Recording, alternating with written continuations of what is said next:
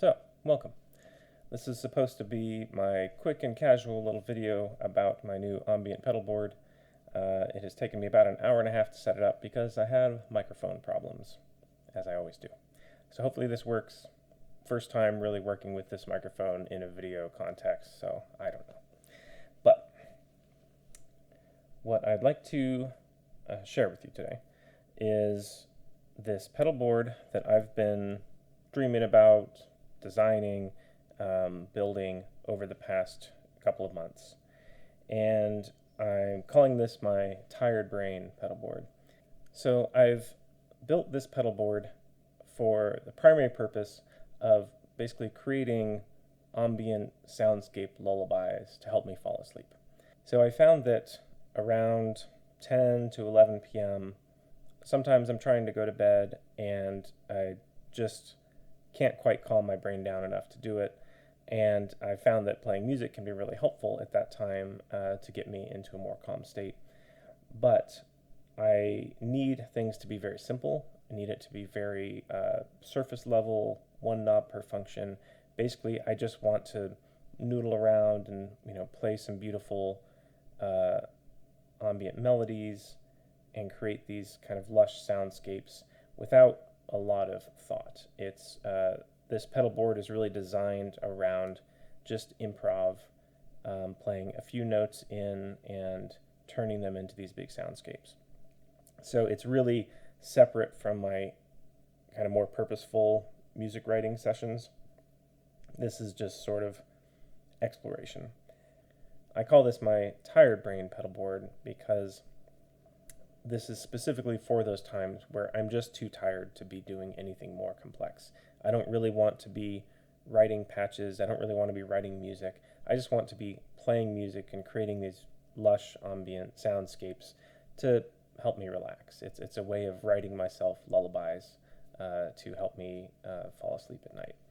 A secondary purpose would be making it useful in live performance since it is so portable, like bringing it to the weekly synth jam, or if I was playing a show and I want to play a synth somewhat like a lead guitar, I could use this pedal board for that, and I would just dial things way back so it's less soundscapey and more of just clear notes with some effects on them. So it has multiple purposes, but really I've designed it primarily around that late night use case. That's what this is for. So I'll go through and talk through some of the pedals, and we'll see, I'll talk through kind of my decision-making process, where it is, and play you some demos. This is the way I've been playing it most of the time.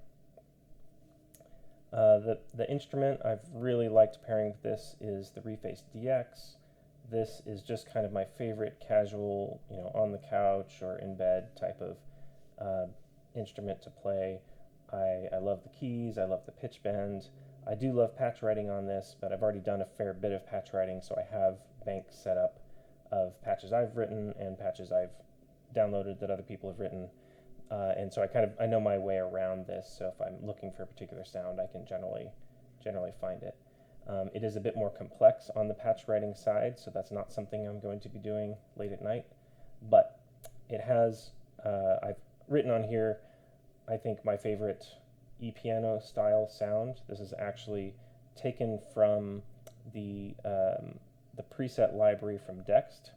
It's called Wet Piano, and I just love it. And so this is me taking that patch from Dext and recreating it on the Reface DX. Here's what it sounds like.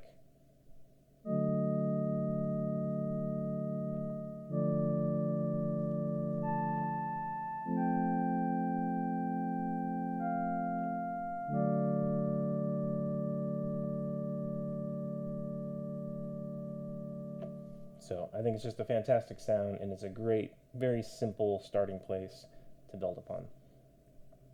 So I'll go through the pedal board in the signal chain order.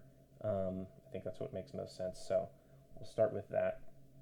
So first thing here on the far right, this is the MXR Raw Dog, and this is a drive pedal. So primary thing it's doing is just adding a lot of volume.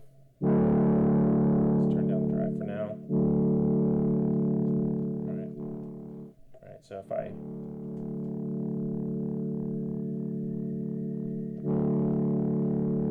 crank this up, you hear it's adding volume and it's adding drive, and then I can really drive it harder.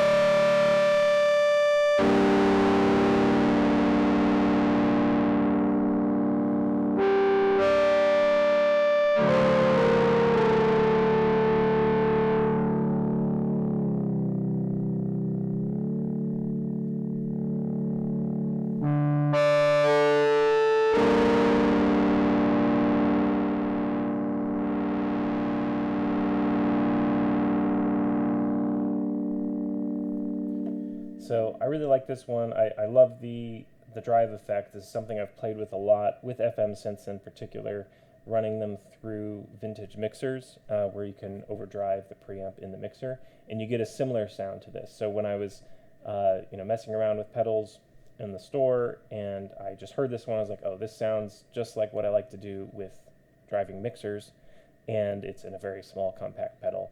Also, it being called the Raw Dog is like, well, you got to be able to plug directly into it, right? So it's kind of a utility pedal in that sense as well. The tone knob is sort of like a filter EQ thing. Turn down the drive so it's more clean. So it's going to make the tone a bit subtly darker or brighter. It's not doing a whole lot. It's probably one of those things that's going to do more on a guitar.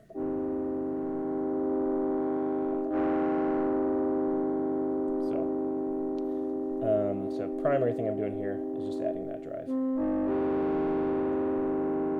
you can balance the output volume with the drive, since the drive is going to add, volume or gain to it.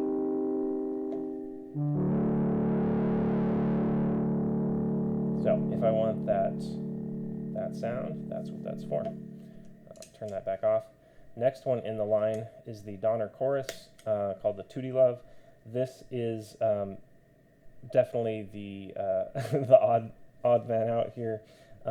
This pedal's worth maybe $15 on a good day. It's not well sought after, and I don't think it sounds amazing.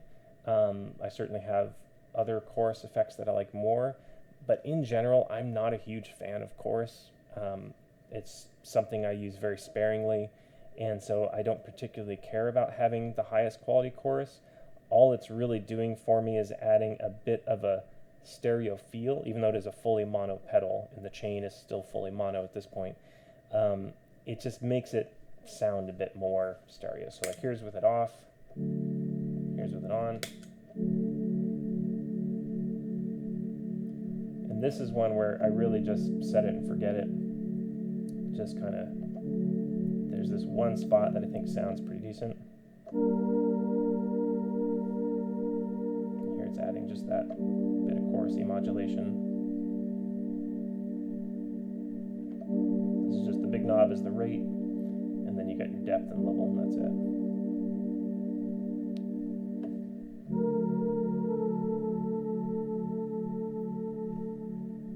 So this is one that I really could kind of take it or leave it. I put it on here because I already have it, and in the context of the whole board, I think it is actually sounding pretty decent. On its own, it's not amazing, but it's filling in a spot for now. But it's definitely kind of on the chopping block if I find something I like more, which shouldn't be too hard to do. Next up, we have the Walrus Audio Lore. This one is pretty interesting. It can do a lot. I'm still only in my first couple weeks with it, so I won't say I know it thoroughly. It's got 5 different programs, and I'll go through some of those quickly. So here it is, and we'll start with program 1. Bring the mix way up. So you see I've got kind of everything turned down, so I'll crank it up a bit so you hear more what it's doing.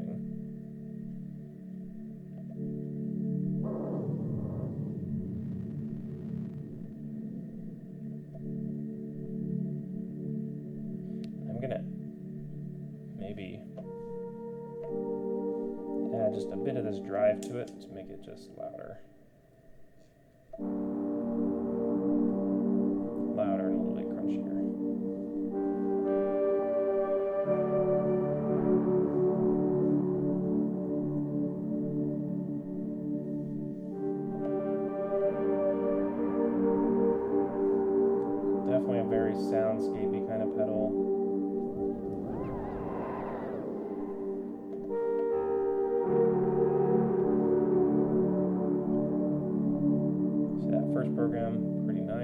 second one.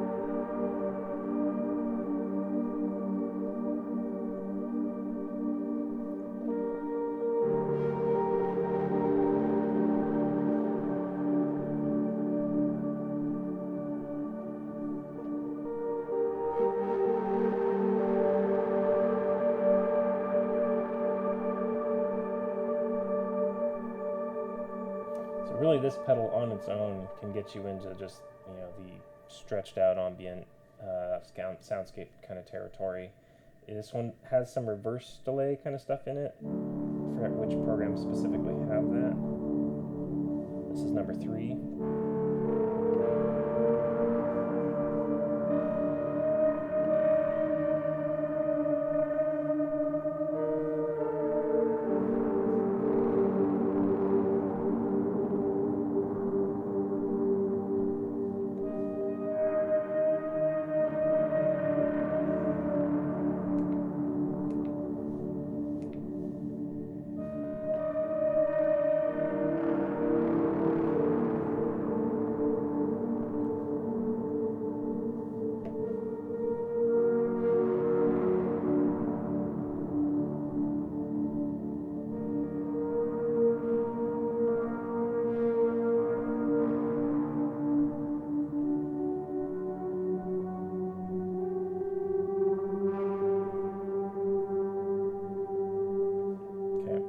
Number 4, which is probably my favorite so far. This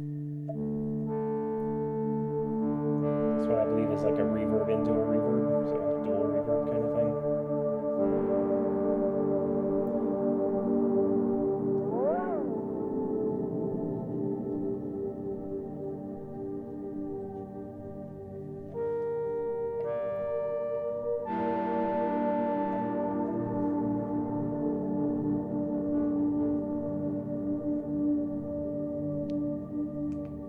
This one also has a tone knob that's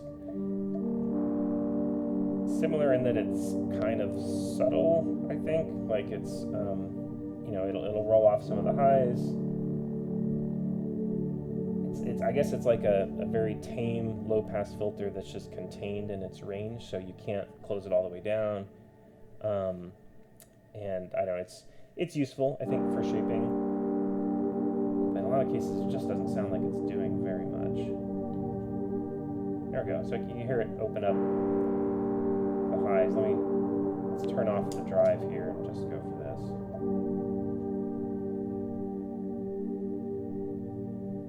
So you can hear it kind of bring in or out the higher octaves a little bit. Okay. Now this program number 5, this is the one that I haven't figured out a way to really use very well. It's competing pitch shifters. So here's what that sounds like. You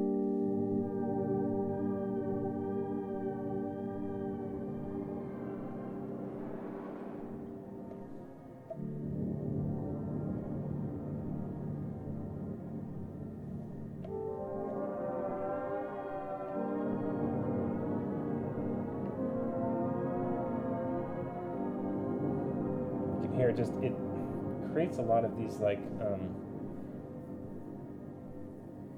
I don't know, it creates dissonance, I guess, which I think I have a fairly high tolerance for dissonance, but the particular way this does it, I don't particularly like. Let's turn the mod way down, because that'll turn down the movement.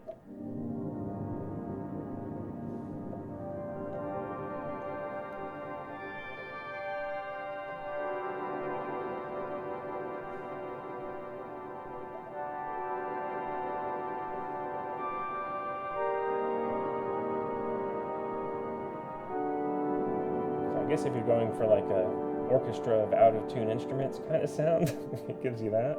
But yeah, not my favorite. The first 4 are where I'm spending my time. This 4th one, the dual reverb thing,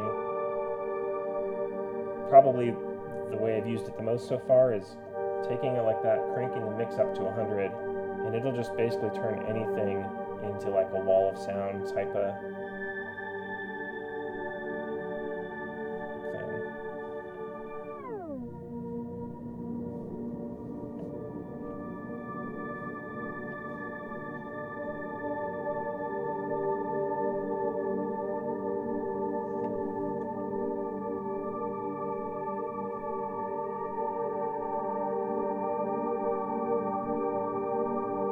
Let's try that with some of the drive and the chorus.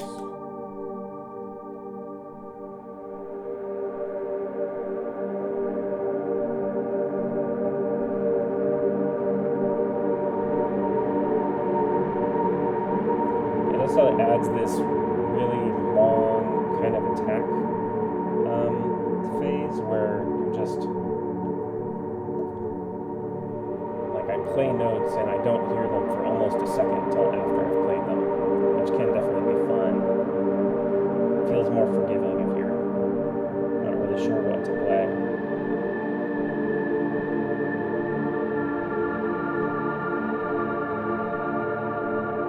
Crank the drive up all the way.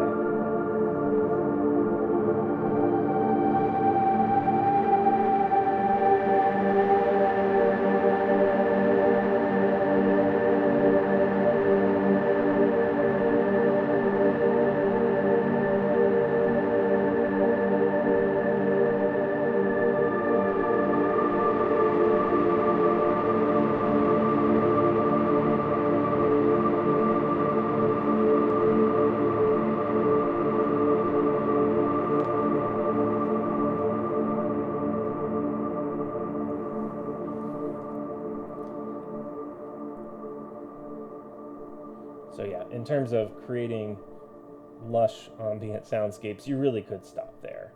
Just these three pedals, really even just the drive and the lure, I think is a great combo on any digital synth.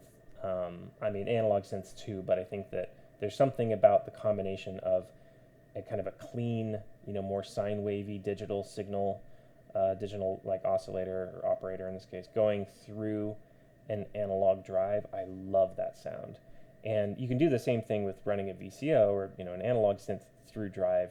It also sounds good, but there's just some, I don't know, there's some kind of interaction between the analog and digital here that I really like. It just creates this I like that the digital sine wave type of sound is really clean. It's got kind of like a bell tone, and then it just gets kind of like crushed. I don't know. It just gets like saturated in a way that I think sounds fantastic. Hard to describe. It's a personal preference, obviously, but I really love that combo. And then sending that into the lure, especially into this program number 4, mix cranked all the way up. It's just a soundscape generator. So that one is pretty fun. I will say though, one thing I forgot to demo with the lure. So in any of the modes, you got something here, you press and hold this one, and it drops the clock speed down temporarily. But you hear how it comes back to the pitch. It goes back up.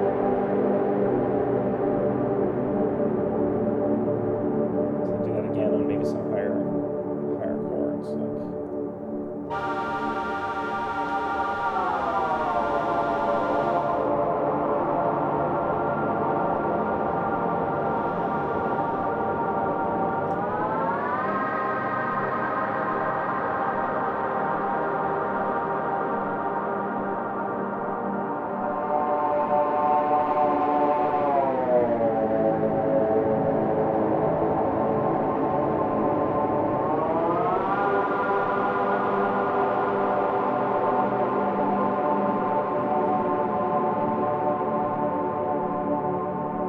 That's really fun to play with. My understanding, just from listening to it, is that it's playing with the clock speed of the DSP, which is the same thing that the slower pedal over here is doing. So we'll circle back on that. But that's definitely a fun little kind of bonus feature in here.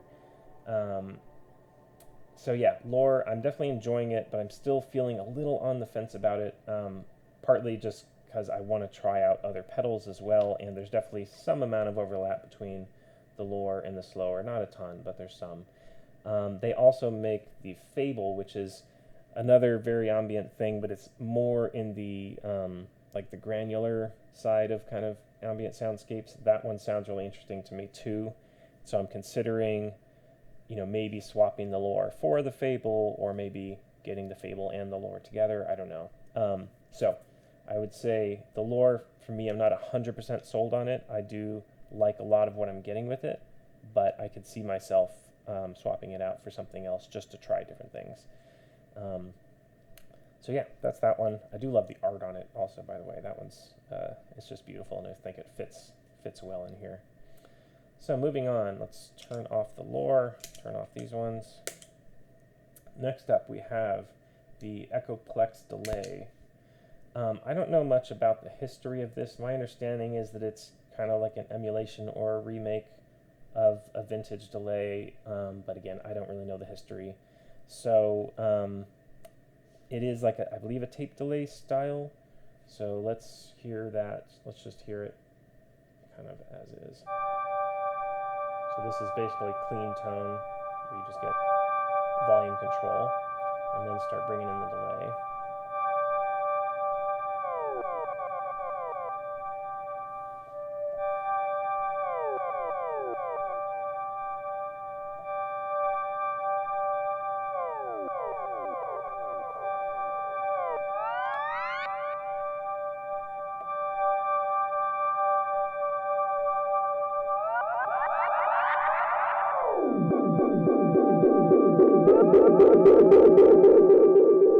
So as you just heard, it will go into a self-oscillating feedback, which I like. I tried this one side by side with several other delay pedals, and what I like the most about this one is that self-oscillating feedback is just at the very top of the knob, like the top, let's see, it's from about, basically from, I think 3 o'clock is about the threshold where it starts, and then from there to the end of the knob, which is around 5 o'clock, that's where you get to play with that feedback that builds. It's really maybe even just 4 o'clock to 5 o'clock, just right at the top of the knob.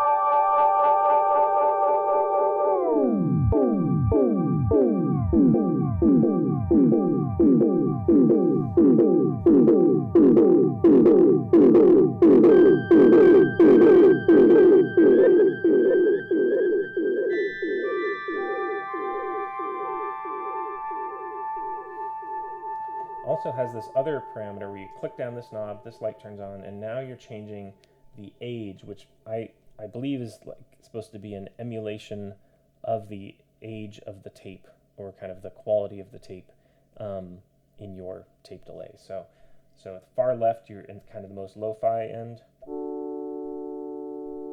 and then as you turn to the right, it gets more like hi-fi. So this should be like, my understanding is that this would be like a brand new tape that, sounds clean. And you can hear a lot more kind of full frequencies. And as I turn that down, it just degrades a bit. It's kind of subtle.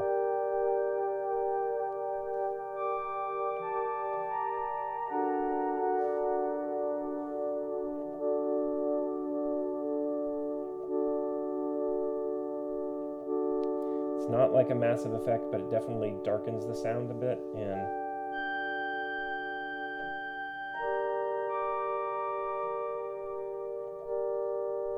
see now down here at the bottom, the high frequencies really fall off quickly, whereas back up at the top, it's pretty different.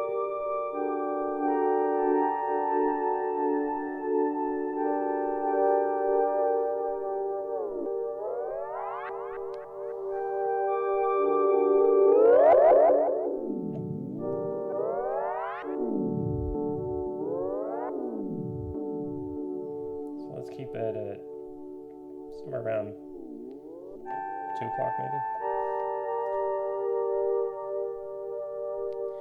And I do really appreciate that you have just kind of this dedicated volume knob so that if you want to play with that self-oscillating feedback and let it just get crazy, you can fade out the volume like that. So it's not just like destroying your ears.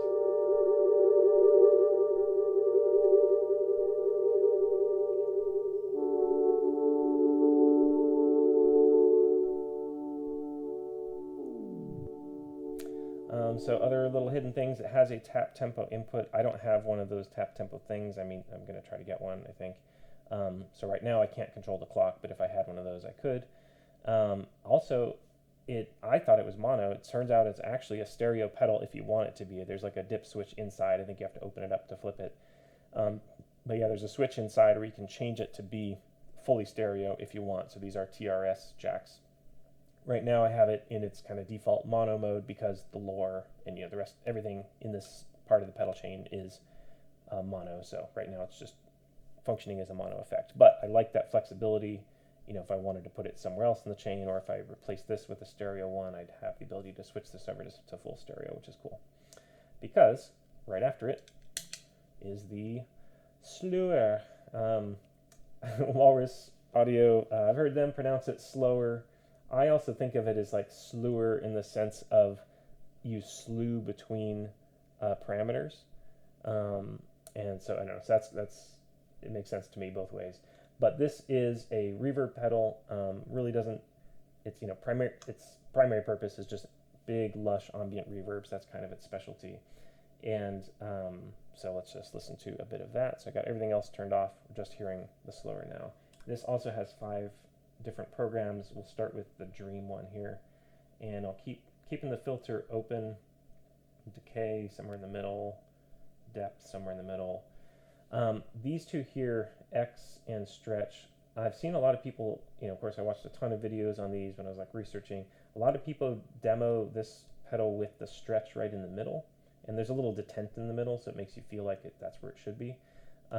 But there's a kind of a good interview with Walrus Audio, or like them when they first released it. They had this kind of like video where they were explaining how it works, and according to them, if you have Stretch all the way to the right, that is kind of the cleanest sound out of it. That should be the default setting, because that means that the clock speed is at its highest, meaning you're getting the highest quality or like the most hi-fi sound out of it, versus you go down to the far left, and that's getting the most lo-fi sound, or you've reduced the clock speed.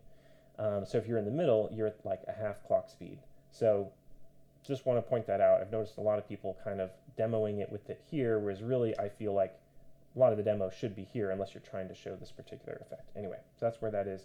X, though, this is like a modulation effect, and I think probably you want it all the way left, meaning no modulation to start.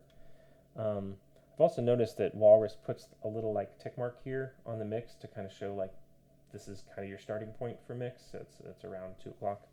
So anyway, enough preamble. Start with this.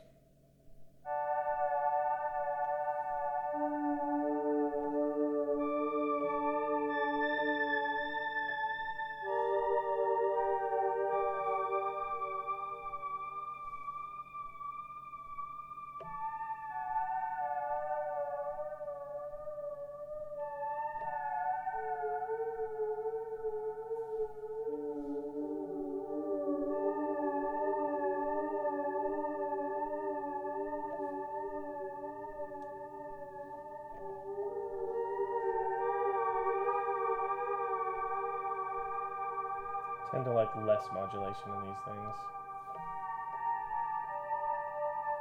That kind of like woozy, seasick thing. It's okay sometimes, but I often just don't like it.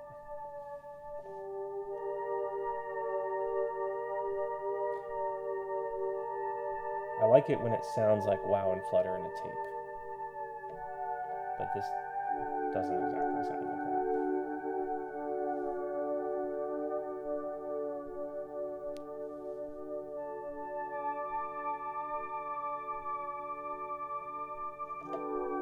You do also have control of the modulation for the shape, different waves here. So I believe it's set to sine wave right now. I'll set it to the sample and hold, like the random wave. Let's see what that sounds like.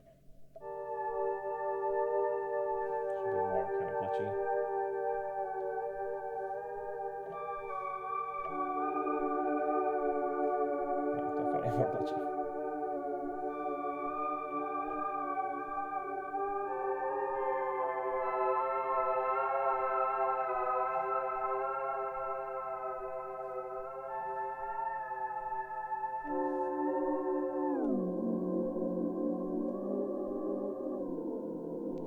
So this stretch fader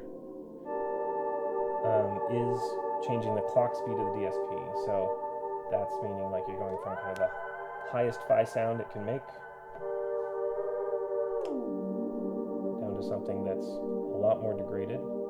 And you'll notice that it does change the pitch as you move it, but then it'll catch up.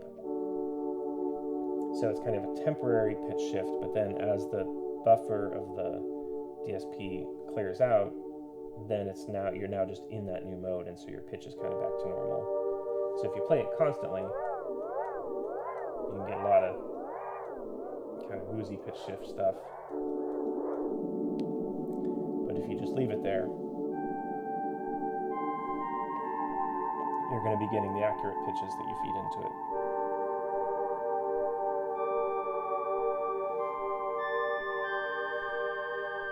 Just in a more degraded lo-fi kind of way.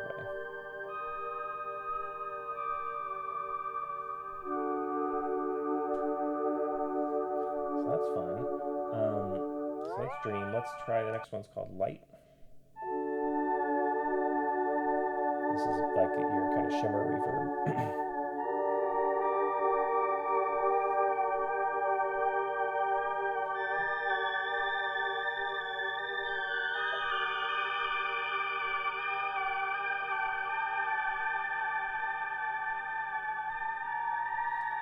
The next one's called Rain.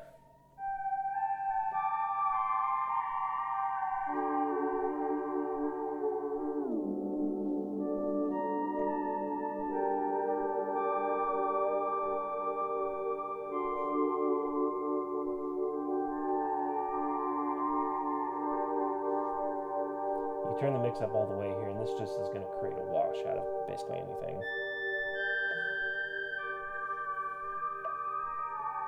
You're basically losing definition of your notes.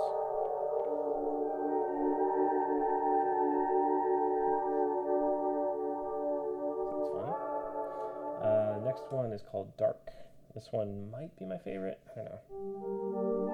Let's go down in the octaves here. Oof, yeah, this one's like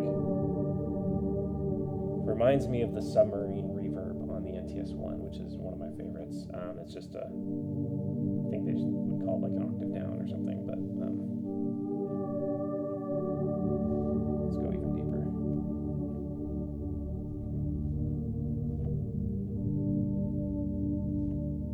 You may not be able to hear that, so let's go up a bit.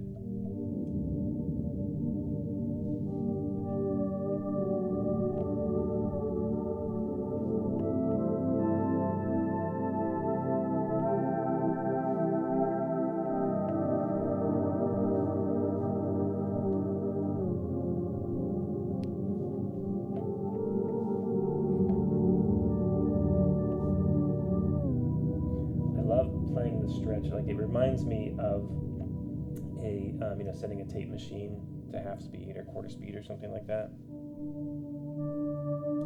So it's really fun to play kind of as a live effect, and it really is very similar to the effect on here where you're, let me turn this back on for a sec, so where you're playing something, you press and hold, you hear it drop. To my ears, at least, it sounds very similar to when you're doing this.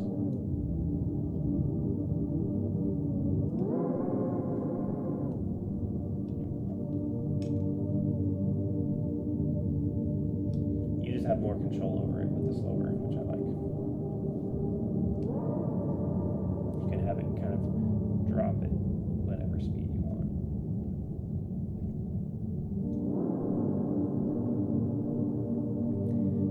My only kind of mild criticism of that is that the detent in the middle of the stretch fader means that if you want to do a slow fade, or like a slow stretch all the way down, you kind of can't, because you're going to have a little bit of a stick there in the middle. I kind of wish they had made this one without the detent, so it could just be a fluid all the way across.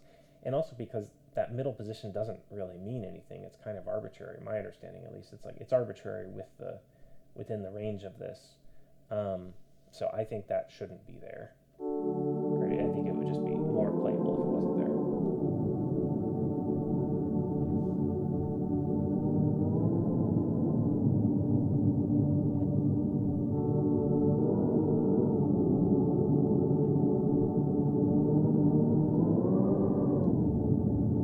But that's okay. I still love it. It sounds amazing. Final one here, Rise.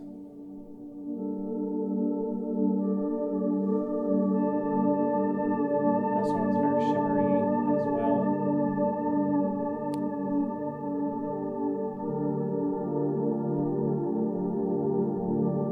Oh, still got lower on, sorry.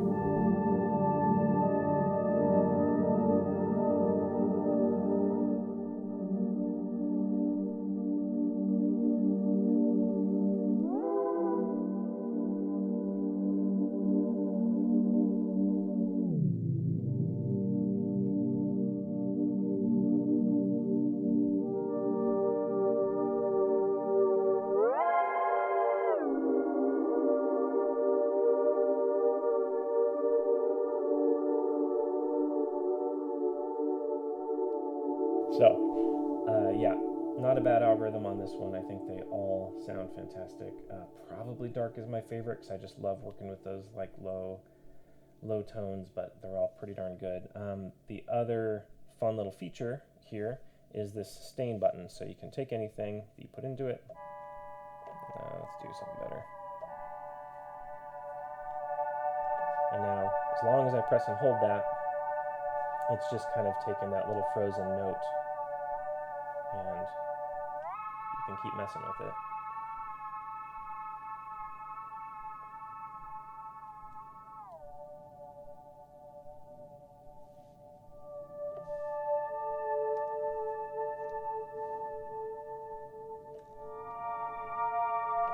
So that's fun.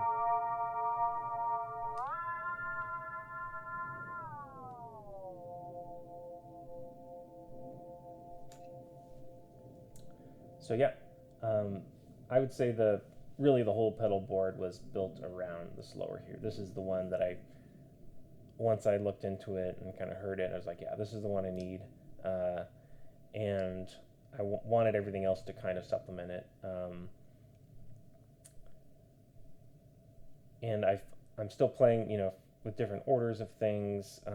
I think this one sounds really good at the end of chain. Especially because it also outputs stereo, so I can feed it all this mono stuff and get stereo out, which is nice. Traditionally, reverb goes at the end of chain, but I do like experimenting with other things as well. Now the black box here is the actual end of chain, and this one I'm treating mostly as like a little DAW, built into the pedal board. So it can do a whole bunch of different stuff. The primary thing I'm doing with it is just recording. I'm just taking stereo out from the slower into the black box and recording whatever it is I'm playing.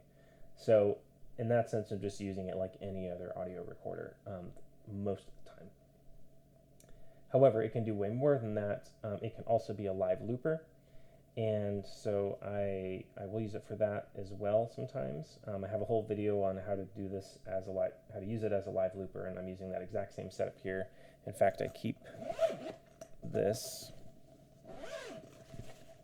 little MIDI controller I keep in the pedal board bag here. If I want to use it as a live looper, I plug this in, use the pads to trigger the looping, and then also I have the knobs mapped out to certain things too. So that's fun. Another thing is if I want to have some sort of like a backing beat, if I want to have some kind of percussion to play along to, I can easily program a backing beat into this and just use it like a metronome, and set it where that beat is not part of my recording, right? So that is pretty nice, I think. Whereas if I put, like this has an audio in, I could plug a drum machine in and have that pass through here, but then that whatever that beat is going to be baked into the recording. Whereas if I play the beat, after the pedal board, then I can have it be totally separate. So that's really nice too. If I want some sort of simple percussion to play along to, I can do that in here as well. I can also use this as a synth. So it does multi-samples. I have a bunch of multi-samples loaded in there. I can take one of its mini outputs, patch it back around to the input of the pedal board to make like a feedback loop, and then maybe plug a MIDI controller into it, and then just play it as the instrument. Like if I didn't have, a keyboard, if I didn't have this with me, that's an option. I haven't really messed with that much yet, but it's cool that it can do it.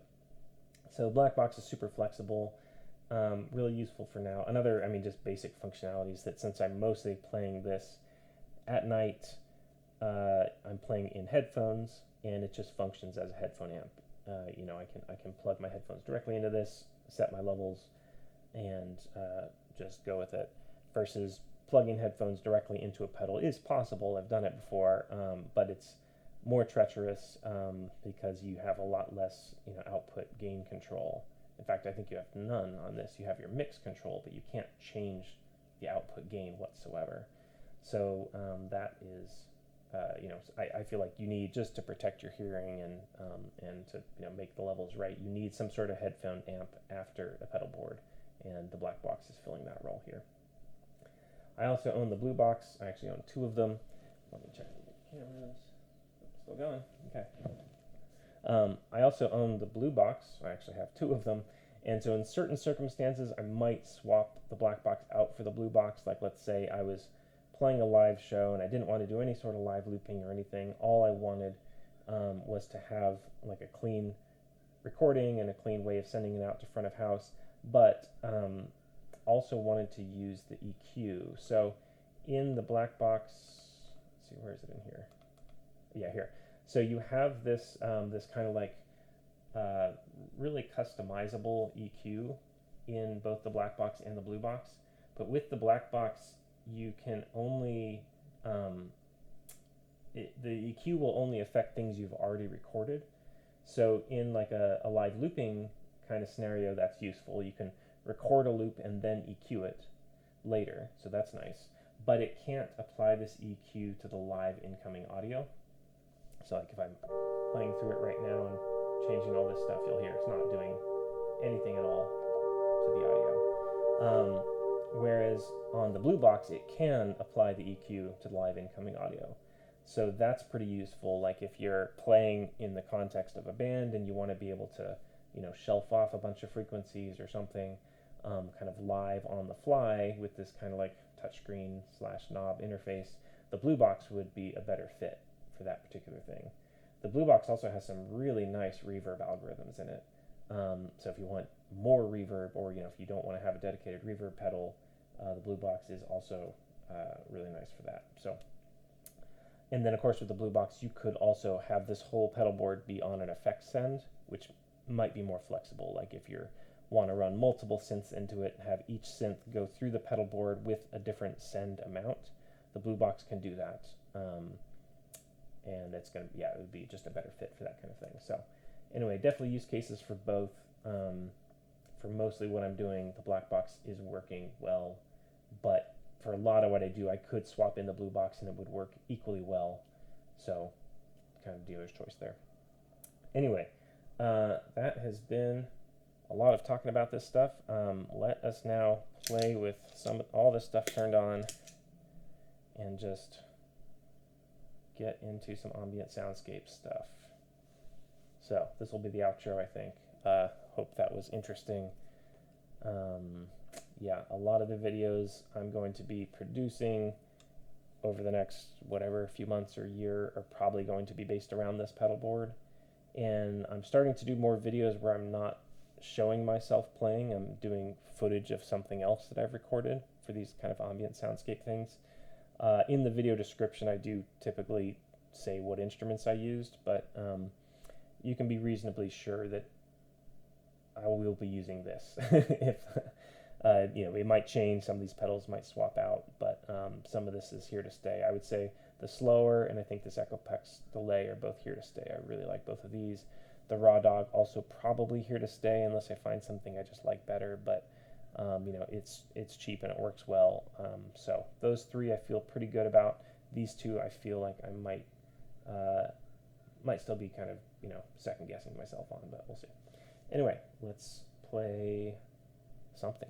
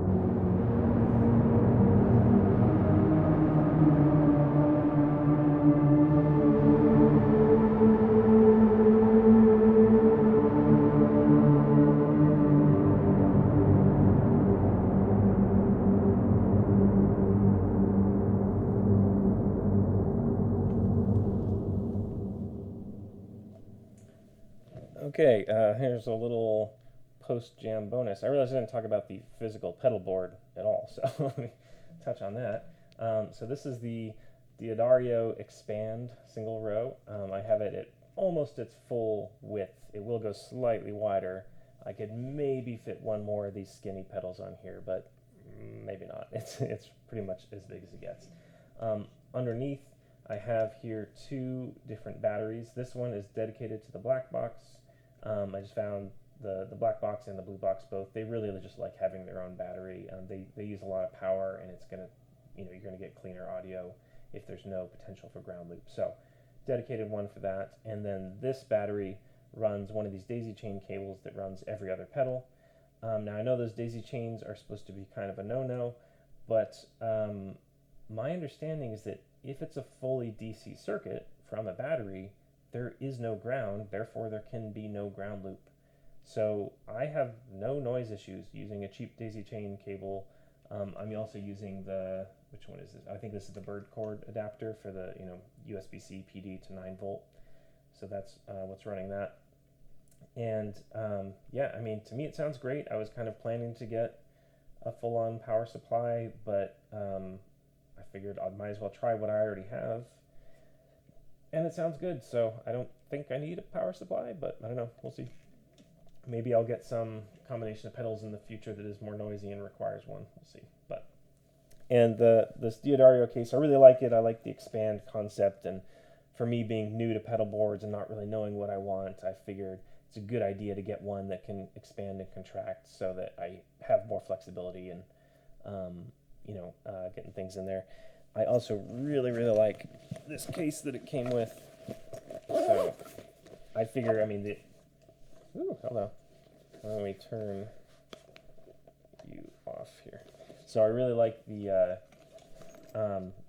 case. I feel like is worth probably more than 50% of the cost of the pedal board.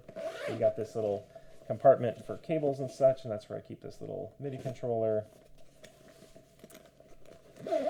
And then